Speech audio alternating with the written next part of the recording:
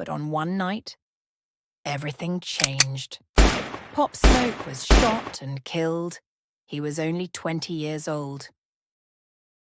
On February 19, 2020, the music world was shaken by the news of Pop Smoke's death. At just 20 years old, the Brooklyn drill rapper was at the peak of his career, a rising star whose voice had taken over the airwaves. His murder left fans and the industry in a state of shock and disbelief. How could this happen to an artist with so much potential? In the immediate aftermath, as the world mourned, investigators and online communities began a frantic search for answers. The central questions were haunting. How did the intruders know where he was? How did they find him in a city as vast as Los Angeles? The search for clues led people back to the place where so many of us live our lives today, social media. As his friends, fans, and investigators scrolled through his final posts, a chilling realization began to dawn. They weren't just looking at photos and videos. They were piecing together a digital trail. Individually, each post seemed innocent enough. A picture of a new car, a video showing off a gift bag, a quick story from a beautiful house in the Hollywood Hills. They were the kind of updates anyone might share, small glimpses into a life of success. But when viewed together, these seemingly harmless moments painted a much larger, more detailed picture. They weren't just snapshots. They were breadcrumbs. As the online community delved deeper,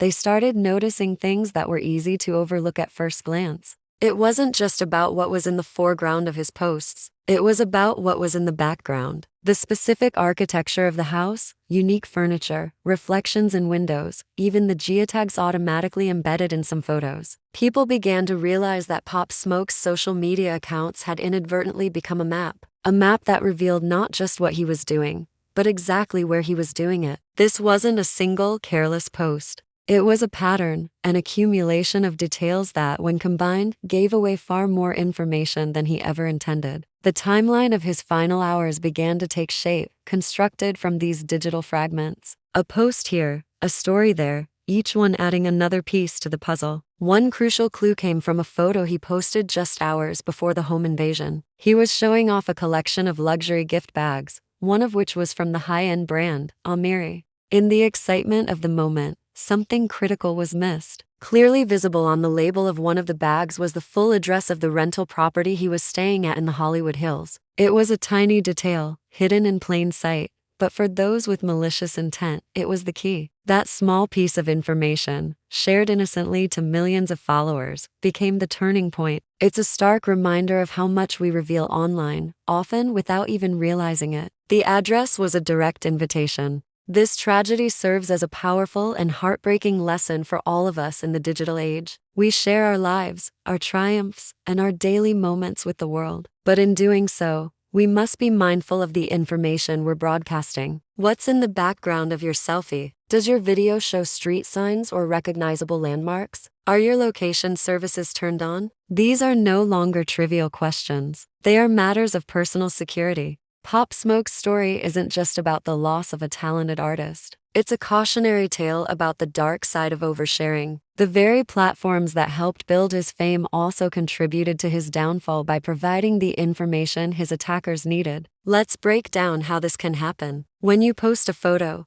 you're not just sharing the main subject. You're sharing everything in the frame. A reflection in a pair of sunglasses can show who you're with. A piece of mail on a table can reveal your address. The view from your window can help someone pinpoint your exact apartment in a large building. Even the EXIF data embedded in a digital photo can contain the exact GPS coordinates of where it was taken, unless you manually disable it. For public figures with millions of followers, the risk is amplified, but the danger is real for everyone. Each post adds to a digital footprint that can be traced, analyzed, and exploited. In Pop Smoke's case, the combination of his posts created a perfect storm. The photos of the mansion established he was in a wealthy area. The videos of luxury goods signaled there were valuables inside. And finally, the gift bag with the address provided the exact location. It was a step-by-step guide for anyone looking to do him harm. This case forced a major conversation within the music industry and beyond about the responsibilities that come with a public profile.